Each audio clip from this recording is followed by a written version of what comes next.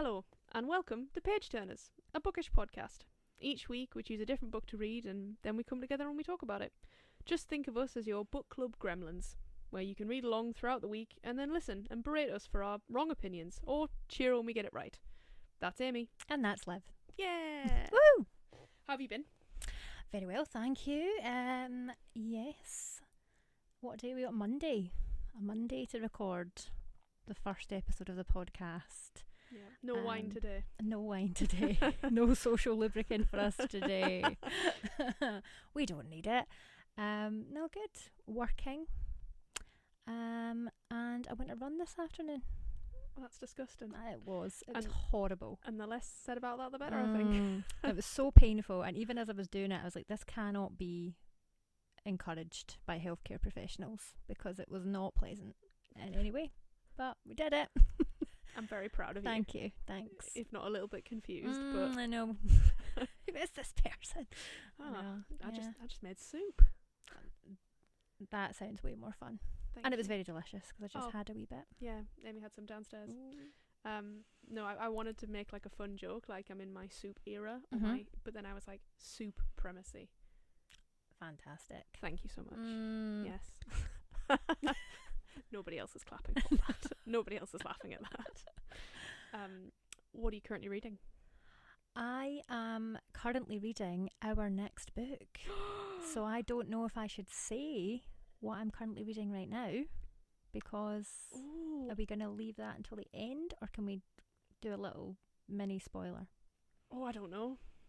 What do the people want? I'll leave it up. I'm reading the next book because I can't give you any opinions on it, but I am enjoying it. There you go then. Beautifully done. Very diplomatic. Thanks. What about you? I was going to say I've got nothing to read, but I'm reading Mockingjay by Suzanne Collins, the third one in the Hunger Games. Why?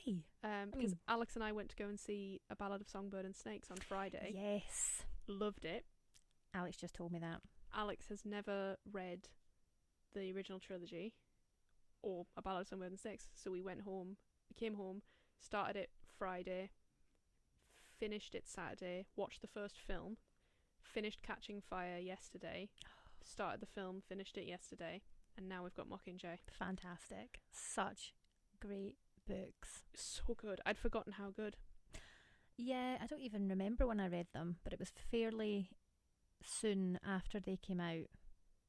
Yeah, no, I discovered them pretty. I had the hardback cover, and sorry, not the hardback, the paperback, where like it was Peter and Katniss, and it was like a separate cover, and it was I remember that.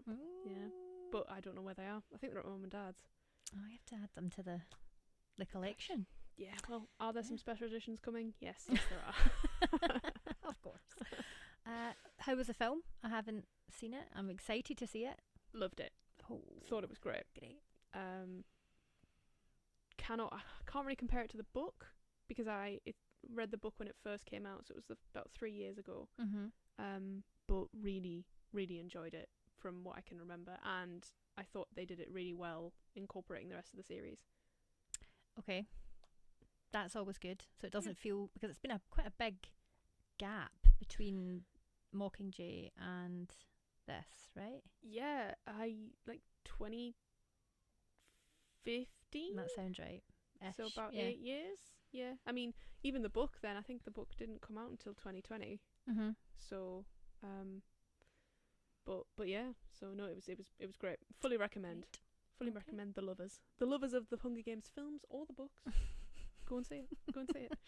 This is not a sponsored ad. Just go see. Not sponsored by the Hunger Games in any way. God, I wish. Oh, one day. Let's get into it. Let's do it. So this week we have read One Dark Window by Rachel Gillig, and I'll do a little description on Amazon actually. So we haven't got a hard copy of this book. No, we both read it on Kindle. Yeah. So, okay. Elspeth needs a monster. The monster might be her. Oh. An ancient mercurial spirit is trapped inside Elspeth Spindle's head. She calls him the Nightmare. He protects her. He keeps her secrets. But nothing comes for free, especially magic. When Elspeth meets a mysterious highwayman on the forest road, she's thrust into a world of shadow and deception. Together they embark on a dangerous quest to cure the town of Blunder from the dark magic infecting it. As the stakes heighten and their undeniable attraction intensifies, Elspeth is forced to face her darkest secret yet. The nightmare is slowly, darkly taking over her mind, and she might not be able to stop him. Ooh. Well, yeah, I mean, I feel like it's probably good to say from now on here be spoilers. You know, we're going to talk quite in depth about the book for the next half an hour, etc. So, you know, if you haven't read it and you want to read it spoiler free, stop now, come back to us when you've read it, or if you don't care, carry on. You know, some people don't care about spoilers. No. I respect it, but I can't be those people. I cannot be that person. No. But no, absolutely. If you're happy to just go with the spoilers, then here we go. And if not, I mean, 5 minutes before the end, we'll do a rough did you like it, yes, no, etc. And you can join us for that. There'll be no spoilers in that. No. But yes. Anyway. Okay. So, plot. Yes. So I think it's well worth saying now that we very much assume in this podcast that you have read the book to go along with us already. Yeah, we're not going to be recapping anything. No. So if we are jumping from bit to bit and it's not going along with the plot at all, then apologies, but we're just going to talk about it as you would talk about a book with your friends. Yeah. Because that's what we're doing. Because this is what we're doing. Everyone here together. It's just a book club of 2 currently. Yes. Hopefully there'll be more. Let's hope so. Come on, guys. Even if there's not. No. We'll keep doing it anyway. Yeah, until somebody tells us to forcibly stop. Yeah, so we're just going to do it as if this is a very informal conversation. Yeah. So, the town of Blunder. Yes. Which, I mean, Elspeth and Ione first come across it quite quickly, you know. But it was not as setting wise with the town. I was I think I struggled a bit. It's like it was a land, but it was also a city. But it gave me town vibes with the sort of the smallness of it. Yeah, I very much imagined a small village almost surrounded by like a forest. And I don't think that's quite what it was. No, because I mean you've got a big castle, then you've got the U Castle, which is across another place. Yeah. From what I can gather, Blunder is a land. A land. Did we have a map? No, there was no map. Not that I saw. I love a map. I love that at the start of a book when you can look through it and really picture where everything is and flick back and A good book becomes a great book with a map. Quote. Just put that on your bookmarks. But I agree. Maybe we should after this do a little research, see if we can find a map and stick it on the Instagram that we'll definitely have by the time this podcast goes out. But not a bad setting.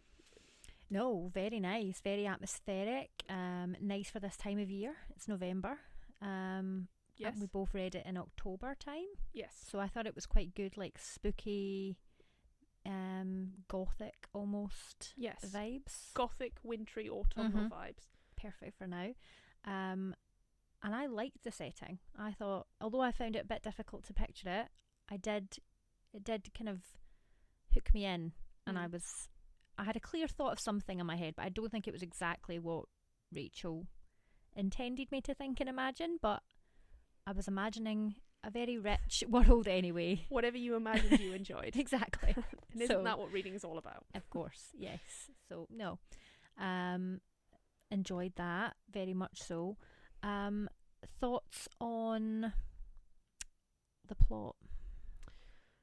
Loved the magic system. The cards, really unique, especially considering they aren't, you hear cards and you hear magic and you think tarot generally, especially in a fantasy setting.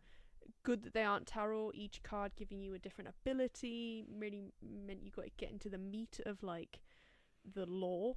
I think keeping some of them not secret, but like us not getting to see what the Twin Alders Mhm. card does, Mhm. perhaps, or like, which I think we'll be probably covering in book 2. Mm. Twisted Crowns out now. Out now. But yeah, I think I loved the whole dynamic of the the plague, or the people get a virus, we're calling it, Yeah. Mhm. illness, Like an infection of an infection, great. magic. And then obviously the king kills most of the people that don't come out of it. Mhm. And yeah, I mean, classic evil king, Yes. uprising, rebellion, secret, sort of like, very classic as well of the time, with of the genre, with like the handsome head of the captain who seems evil but actually turns out he's plotting against the king the whole time. Yes. Yeah. Really like that.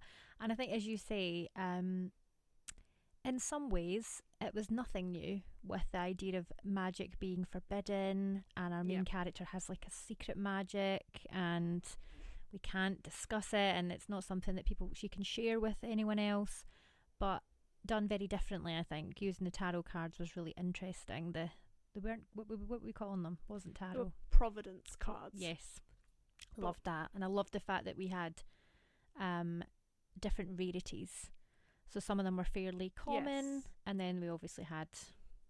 Yeah, they had like what our big boy nightmare cards, only 2. The Twin Alders, there's only 1. Yeah. But then you've got such as like 8 maiden cards, so some that make you beautiful, and no, I loved it. I loved the way it was set out. I thought it was fun to read. I think we both said it was it's about a 400 odd page book, but we raced through it. Absolutely raced through it. And I must say that wasn't the case for me right away. Okay, yeah. I think I maybe had to get to about maybe 20% in. No, maybe not as much as that. 10%, 10-15%. Certainly when the Highwayman showed up, yeah, I was in. And I was interested. Of course you were. Of course. But before that, and it's not a reflection on this book, because I don't think the world building was quite skillfully done. I don't think it took a lot of time to get you that information, and it wasn't like it did a lot of info dumping where you were just reading pages upon pages of this is how this works and this is how that works. But yeah, for me it just didn't get me straight away, but I'm very pleased that I persevered and that we decided to do it for the podcast, because absolutely. Yeah. I was the same. I think I wrote it like 2% in my notes on the Kindle, being like, keep the faith.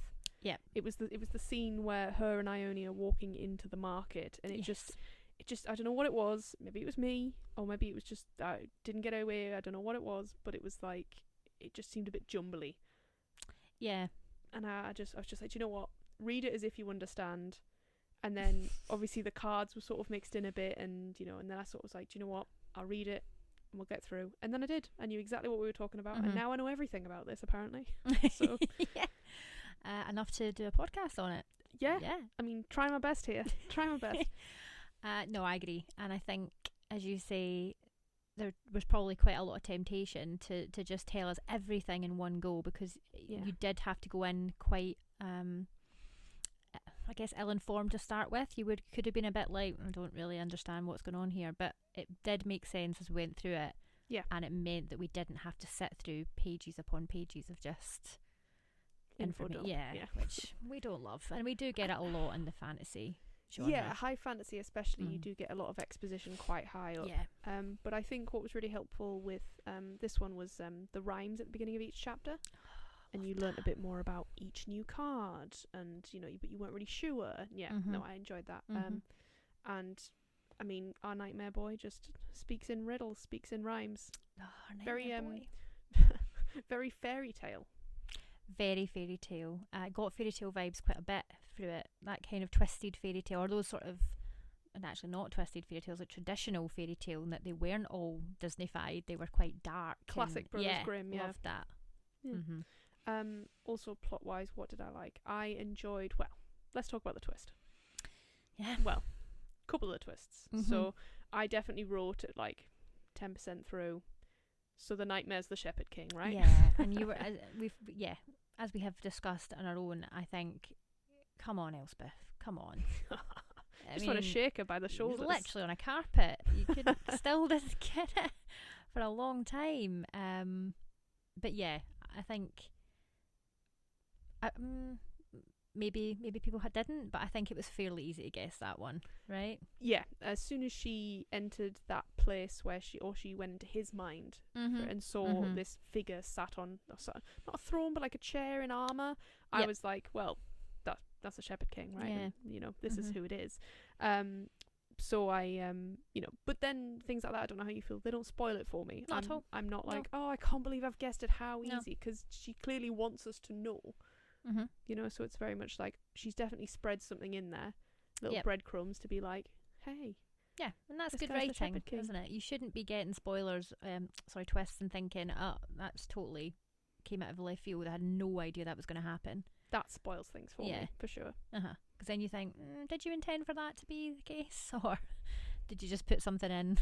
Yeah, exactly. The last 75% Did to you be just like, panic and go, oh no, what have I done? Yeah.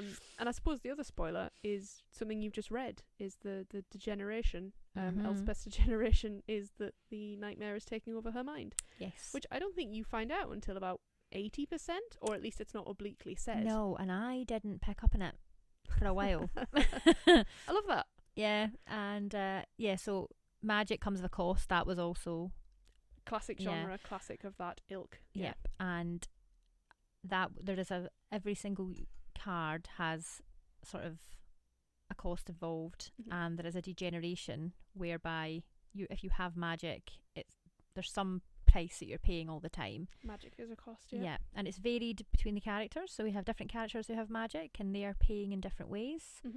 And Elspeth's way is that the nightmare is slowly taking over. But it's a shock to her as well, which I know. It's not that I don't understand why, but every time she uses him or brings forth or uses his powers and stuff, she loses a bit more of herself. Yes. But yeah, I don't know how she didn't know. But I don't know either, because the whole message I feel of the book is that magic comes at a cost. There are consequences. Yeah, absolutely. And you're drawing on the powers of a magical being, so you might think wonder what the cost could be. Yeah, absolutely. The questing element, is great as well. We have our rebel group of Highwaymen that are searching for these cards to overthrow the spirit of the wood, before the king can, and sort of cement his claim on the throne. But then also, very quickly, we need to talk about the fact that there's little hints in there that the king might not be the king or the true king. Yes. But we won't know until we read book 2, I know. suppose. Yeah. And we haven't done that yet. Not yet. No. No. Definitely not. No. But yes. Anything else you would like to mention about the plot? Not so much, no. I think, as you were saying, it's a classic kind of quest idea. We are looking for cards. We're looking for the Providence cards to reunite the deck. And I think in certain books that I've read, that can be a little bit tedious sometimes. The questing element gets a little bit long and a little bit drawn out, whereas I think it was done really well here. Yeah. It wasn't too quick, but it didn't take chapters upon chapters to find every single card. Yes, they already came equipped with, I think, 8.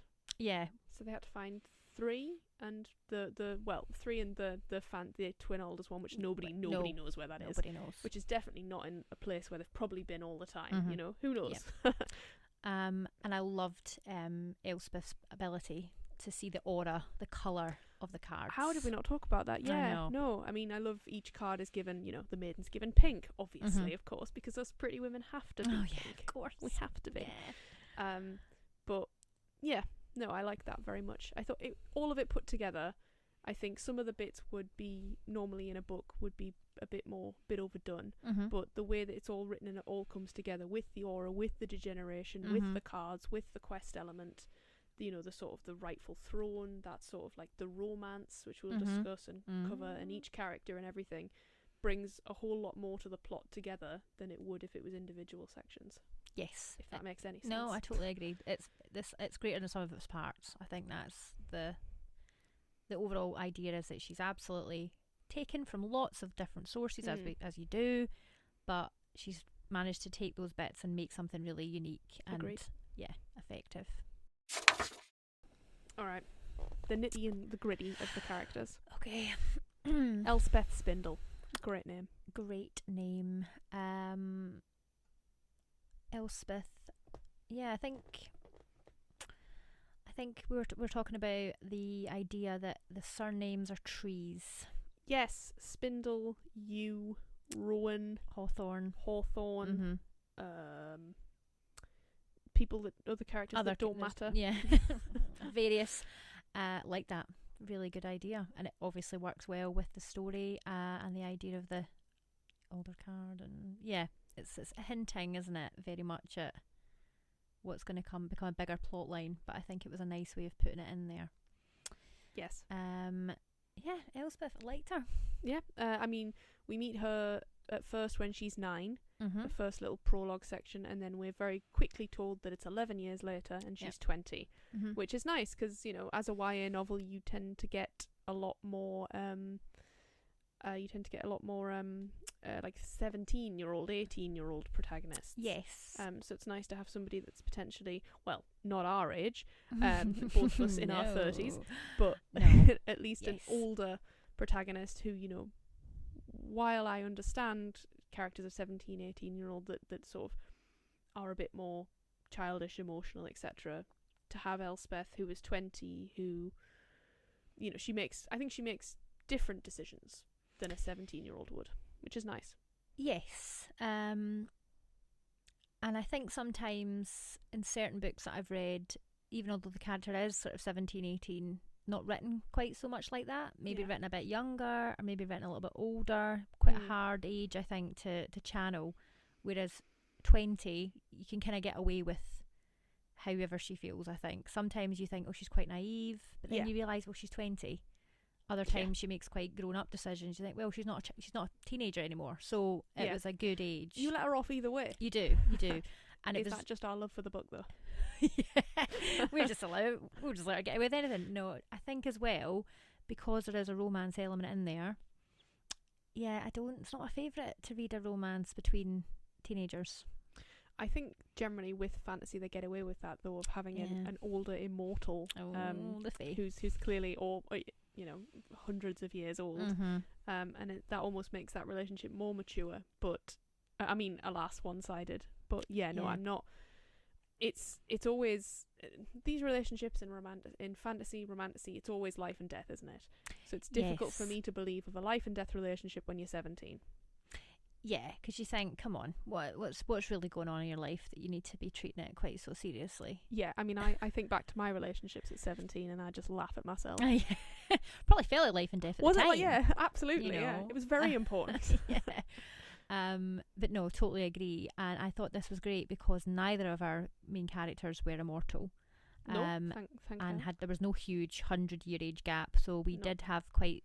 They were similar ages. You could understand why they would like each other. He's like maybe 3 years older than her. I think he was about 23, 24. Yeah, okay, so he's about 4 years older. That's fine. That's absolutely fine. It's very, very respectable. Yeah, totally. Yeah, it's not 400. No, no.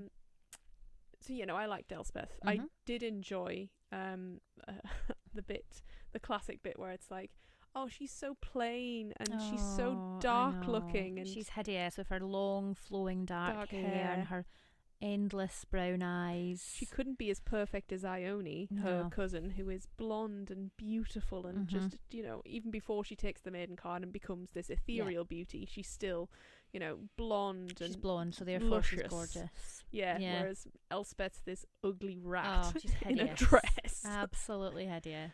Why would anyone think to look at her? But then Raven does. He can see past the hideous exterior. The hideous rat in the dress, yeah. He can see past that. He's a personality man. Yeah, it's not what he's interested in. No. He's interested in how much he makes her laugh and how much she makes him laugh. Yeah. And her intelligent opinions. That's what he's into. That he absolutely asks about all the way through the book. He does. They have great conversations. Do they? Do they? Yeah. Speaking of Raven, should we talk about our favourite Highwayman? We should, yes. Raven, the name. We were talking about this. With a Y. With a Y. So it was a little definitely that kind of fantasy thing where we're like, ooh, Ravine. Mhm. You don't quite know how to pronounce it, and you're just going with it. And sometimes you just pass over it altogether, don't you? When Absolutely. you're reading it, it's just like, Ione yeah. was a difficult one, to be fair. I wasn't sure whether we would Yeah. pronounce the E on the end, but I think we've nailed it. I don't. Yeah, Ione just didn't sound. It didn't hit for me. So No, I agree. But back to the boys, back Raven to and boys. Yeah, Raven. So in my head the whole time had the CBBC character of Raven, and not mad about it. No, I mean, what does he look like now? What does he look like now? Let's find out. For anyone that doesn't know yeah. what we're talking about, all those international listeners we have, the BBC, was it a CBBC? So was it after school? It was a coming after school at about 4:15. It ran. The first episode was in 2002. I'm just finding that out here, and the cast was fronted. Was there anybody else? There was like no, it was literally just him. It was just him on his own. It was just him that I remember, at least. James Mackenzie. James Mackenzie. Can I have a look at what he looks like now? You can. Anyway, sorry. Yeah. Basically, it was like an obstacle course, a kids' game show where you did like obstacle courses, and almost like it's going through night training with a K. Yeah. Medieval night training, and then to face the final obstacle course. And I don't think anybody ever won it, but Raven was your mentor and guide. He had a really heavy Scottish accent. He did. Really dark hair. And it was beautifully edited so that if the small children, who I think were about 8, fell off the balance beam onto the grass, they just disappeared. There was like a star wipe and they were gone. Somebody pressed it on the PowerPoint. Yeah. And I remember as a kid being like, God, what happened to them? Where are they? Wow, the effects. Yeah, so here he is now. And yeah. Do you know? Not that bad looking. Not that bad. No. Fairly similar. Good on you, James Mackenzie. But yeah, no, I can see that. 44 now. Oh. Well, fair enough. There you go. Yes, so I had that in my head because I think he was one of my early childhood crushes, for sure. Yeah. Your sexual awakening. One of. Mine was Gaston from Beauty and the Beast, or Clopan from Hunchback of Notre Dame. That's more concerning, I think. Gaston, it's not great, but yeah. What's wrong with the King of the Travellers? I know they said King of the Gypsies, but I realise that's not right. And that's also Tyson Fury. So he would have something to say about that if you're listening, Tyson. He loves romantasy. Of course he's listening. He does. Yeah. Who was mine? Kovu? Oh, a classic. And Dimitri from Anastasia. I mean, great. I love John Cusack to this day. Yeah. And his sister. Yeah. Great family. Great family. Anyway. Onwards and upwards. Yeah, so what was your thoughts on Raven? Or boy? I think not really interesting because, generally male leads have, they fall into a few categories. Grumpy, that element of like Grumpy Sunshine, or like, is he dark and mysterious? I don't think he was all that mysterious. His secrets get laid bare pretty quickly in the book. It's more about Elspeth keeping herself to herself. And I think with him, he's very much in love with her from the beginning. Yeah, we didn't really get enemies to lovers in the traditional sense. More reluctant allies to lovers. He was very much heart in his sleeve, I think, from the start, wasn't he? I like it. I liked it. And he wasn't unkind to her. It wasn't as if he did things that you were like, oh, he's horrible, but we love him. He was always just quite nice. And no red flags. No red flags. None. Oh, I've said that and now I'm trying to think. And I'm like, do you know what? Pave over it. I don't think he did. I think, I found it a little bit hard to get in his head. Hoping in book 2 we get his point of view, because that would be nice. Yeah. Anyone, I suppose anybody else's point of view would be nice. That would be good. Should we talk about the nightmare? Yeah. The man inside of Elspeth's head, the Shepherd King himself. The main man. I mean, he's been in her head for 11 years. That's tough going to be in a a child, and then a teenage girl's head. and for him to be There's been a mess in there. 400, 300-year-old man.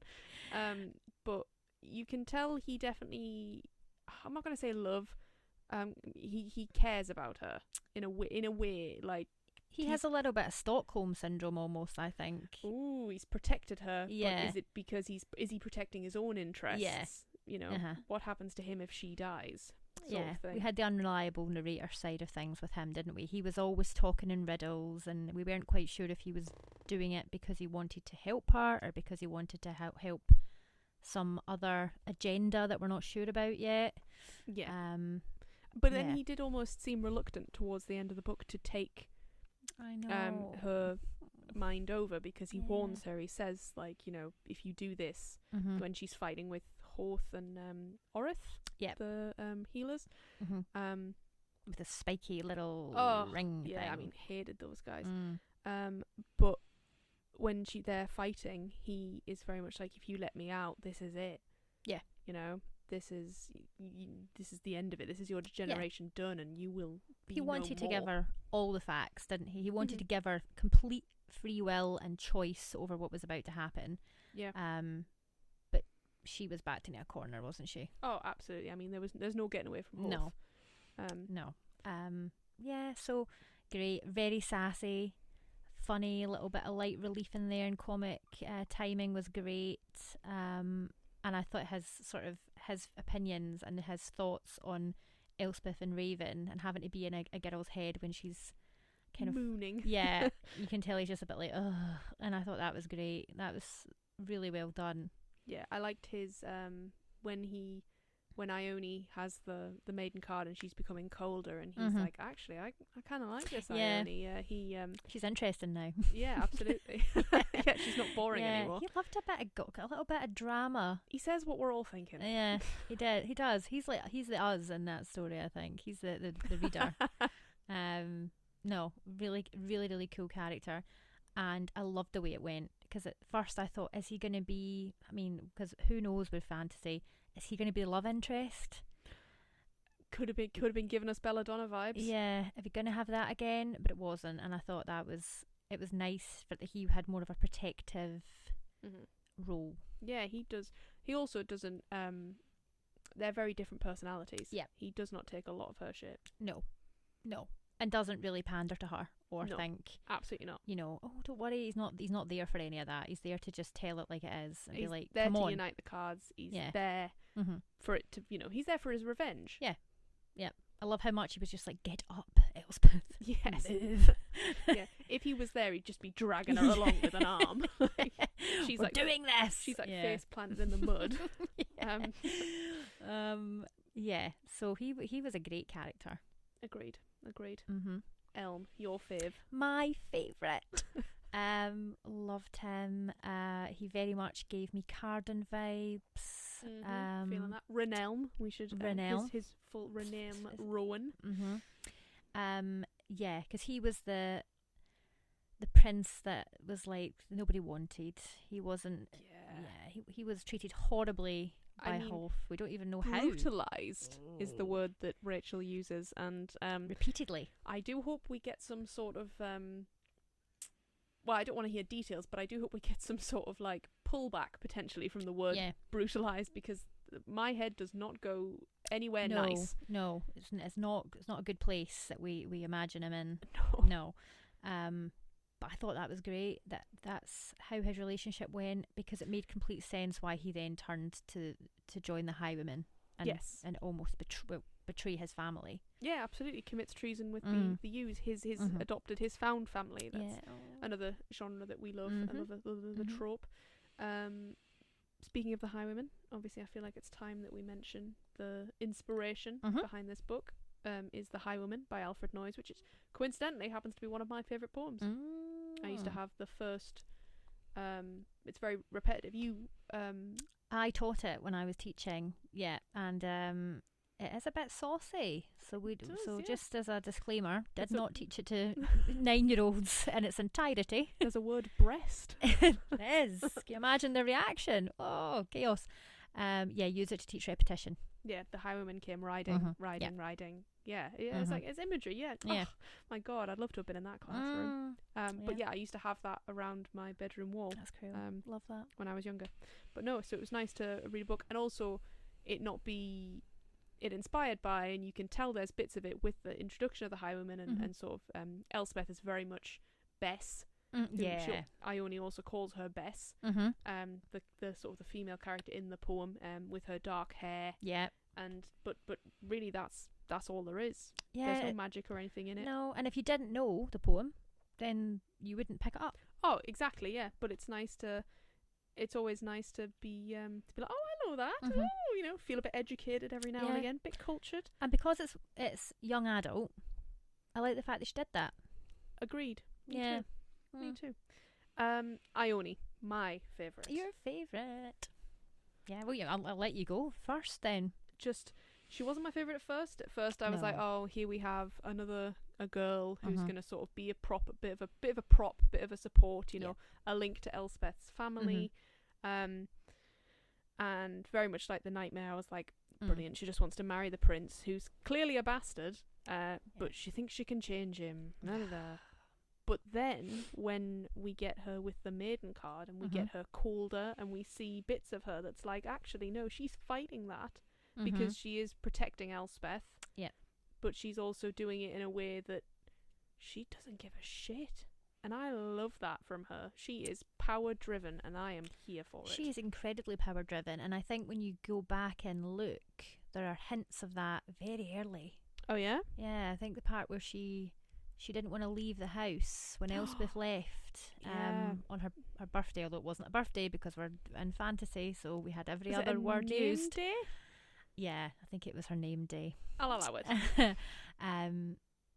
Yeah, you think, oh, there's more about you than just being the kind of sidekick. That's not your role in this story at all. You're not going to be there to be the yes person for Elspeth. You're absolutely going to be something entirely different. Yeah, there could be a whole other book about Ione. Oh, I wish there would be. Maybe we'll get book 2. Maybe, and we'll find out more about her. I hope so. And I hope we also see a little bit of a connection between your favourite character and mine.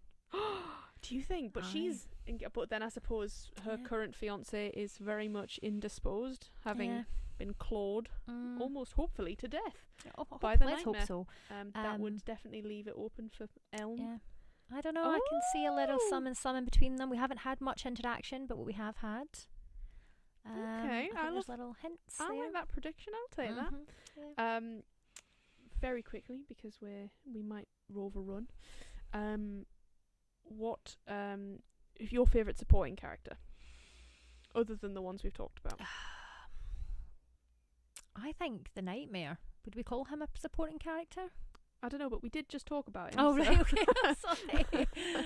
I'm going Daddy Spindle. Are you? Yeah. Elspeth's dad. He's certainly layered. Yeah. You know he left her in those woods for a reason with the Hawthorns to keep her safe, but he's a daddy through and through. That's how I choose all my favourite characters. Yeah. No, I would agree. That's a good one. Thank you. That's a good one. Thank you. I also like Raven's parents because they're just within the plot. Yes. You need some adult supervision here, clearly. So they're like, yeah. And they've got that lovely. They're the kind of keeping the found family together. Absolutely. They've got a mission. They've got something they need to achieve, but they are still thinking about the people as individuals and really looking after Elm and Raven, Elspeth, Jesper. Oh, I love Jesper. Yeah. I can't believe we haven't spoken about her. She's class. She is brilliant. One of the only female Destria, which represent for the women. Absolutely banging. I loved her relationship with Elm and Raven as really nice siblings. Yeah, it was a lovely sibling relationship, and there was no point where you felt Elm was any differently treated than Raven by Jesper. Not. It was like that. You're my brother, just like he is. They were Raven and Jesper were the siblings that Elm deserved, for sure. Yeah, for sure. Final thoughts. Loved it. Was hooked very quickly. Kept the faith, just kept going. Yeah. And loved the magic system, really unique. Loved the romance, didn't overtake the plot. ran alongside nicely, made sense. Banging sex scene that we didn't really get to talk about. We didn't, and we should have done. But can confirm, great sex scene. Great sex scene. Not entirely closed door, but No? I would say not extremely spicy or anything. But for a YA, I was quite surprised by what we got. Mwah, chef's kiss. Yeah, and quite like sensual, and it suited the characters, I think. Absolutely. I'm really looking forward to book 2. What about you? Me too. Cannot wait for book 2. Loved it. Loved the magic system. Loved the characters. And I absolutely agree that it was very much romance was a subplot for me in this, and I like that because I don't really appreciate when the romance takes over and then the plot suffers as a result, which I don't think we got here at all. Agreed. Absolutely. So yeah. So the ultimate question: would we recommend it to a friend? Absolutely. Already have. Brilliant. Yeah, actually, me too. Yeah. No, and I think you can't really go wrong with it. No. It's one of those ones that I would confidently recommend. Maybe not to a non-reader. Maybe not as the first book they would ever read. Not as your first fantasy book. I would say, because there are quite a few fantasy tropes that it does use well. But as a beginning fantasy novel, I wouldn't say it's the first one I would think of. But and also I think it's well worth saying, in my opinion, certainly it was very well written. Agreed. Absolutely, yes. But there are, I think, easier fantasy books to start with. Yes. But would still definitely recommend to a friend. Yes, definitely. We said we would try and do, if you've read this, you'll like this. So if you've read, for me, Throne of Swans. This gave I have me not read it. Throne of Swans vibes in terms of a good, unique magic system. Okay. In terms of sort of a hidden power or like a hidden secret that the character has to keep. And just the writing and the way that it's done. As well written as this, would you say? Different. Okay. But I'm currently running on a fact that I don't really remember books. It's just vibes. And was it strong vibes? Positive Strong vibes? vibes. Positive vibes? Similar positive vibes. Grand, that's great.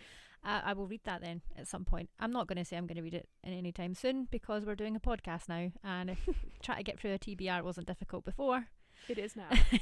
Absolutely. For me, if you've enjoyed The Cruel Prince, and who has not enjoyed that book, then you will love this, because I got the same vibes very much so. Elm was very similar to Carden for me. You mentioned that before. Yeah, and the kind of betrayal, and we're going against the kind of royal family, and the treason element of it was very similar. So nice. Yeah. Also, another one of my absolute favourite duologies, Bridge Kingdom.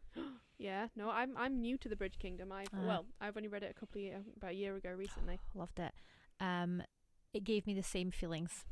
Okay, so you're positive going into book 2 then, hoping it lives up to the second Bridge Kingdom. I like the second Bridge Kingdom better than the first. Oh, well. Yeah. I mean, nobody will ever know because we'll never do a podcast on Two Twisted Crowns, but I'm sure we'll make it known. We'll maybe mention it in another podcast somewhere along the line. We'll slip it in, but yeah, excited for book 2. Excellent. Thank you guys for joining us. I'm sure by the time this podcast airs, we'll have social media, so please follow us. Please do. Let us know what you thought about the podcast. And yeah. And in preparation for that, maybe next week, yes. think about the next book. We are reading Divine Rivals by Rebecca Ross. I am so looking forward to this, Liv. Me too. Rebecca Ross, she wrote a duology years ago called Queen's Resistance, Queen's Rising, and I loved them. So she's had a break.